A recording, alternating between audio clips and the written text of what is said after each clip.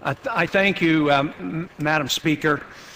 Today we passed the supplemental bill, and I'm deeply disappointed about that. I was disappointed also that I wasn't able to get any time to enter into the debate because the time was rather limited and it was a closed rule. But I did want to make a couple comments and the concerns that I've had about this supplemental.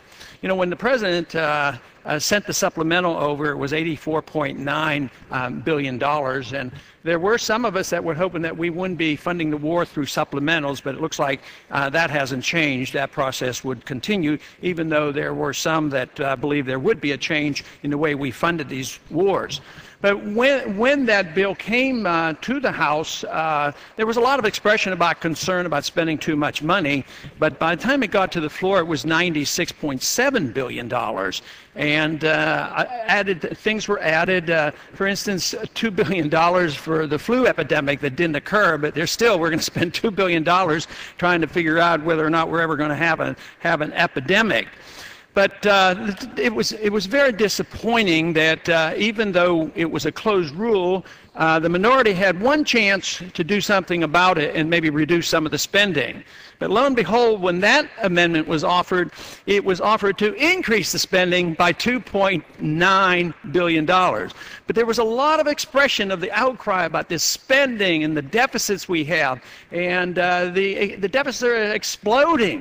And the Social Security, Medicare, and Medicaid are underfunded. And but it doesn't seem to bother anybody about spending. But the truth is, the Treasury's bare. The Treasury's empty. And yet we continue to spend all this money. So where do they think they're going to get this money? Well, we can't tax the people anymore. The people are broke. And yet we resort to more borrowing and more printing of money, which will not last forever. It will eventually come to an end, and I think that is what we're witnessing. But this process, it bothers me a whole lot that we come to the floor with these supplementals, we rush them through, we talk about this excessive spending, and lo and behold, when we finally vote, we get a total of 60 people who would say, you know, enough is enough. And besides, what are we doing? Where are we spending this money? I thought we were supposed to, with this change in administration, that we would be fighting less wars. But no, the war in Iraq continues. We expand the war in Afghanistan, we spread the war into Pakistan, and we always have on the table the potential danger of Iran.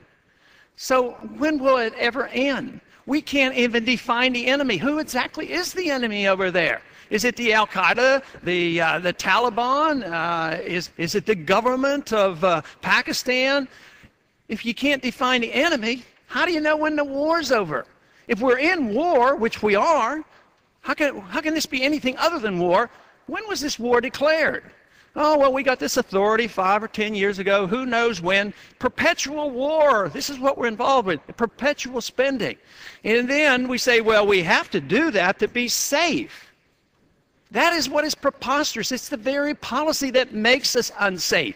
We pursue this policy, and the more we do, the less safe we are. There's a big argument now about whether we're safer now with the new administration, or is it making us less safe. The truth is, the policies of the last 10, 15, 20 years has made us less safe. And as long as we occupy countries, as long as we kill other people and civilians are being killed, we are going to build enemies. And as long as we're known throughout the world that we torture people, we will incite people to hate us and want to come here to kill us. So we aren't more safe. We're less safe by this foreign policy. And someday we have to wise up, change our ways, and not be the policeman of the world, not to pretend that we can be the nation builder of the world. Swear off and make sure we don't torture, because you don't get worthwhile information from torture. It all does is incite people against us.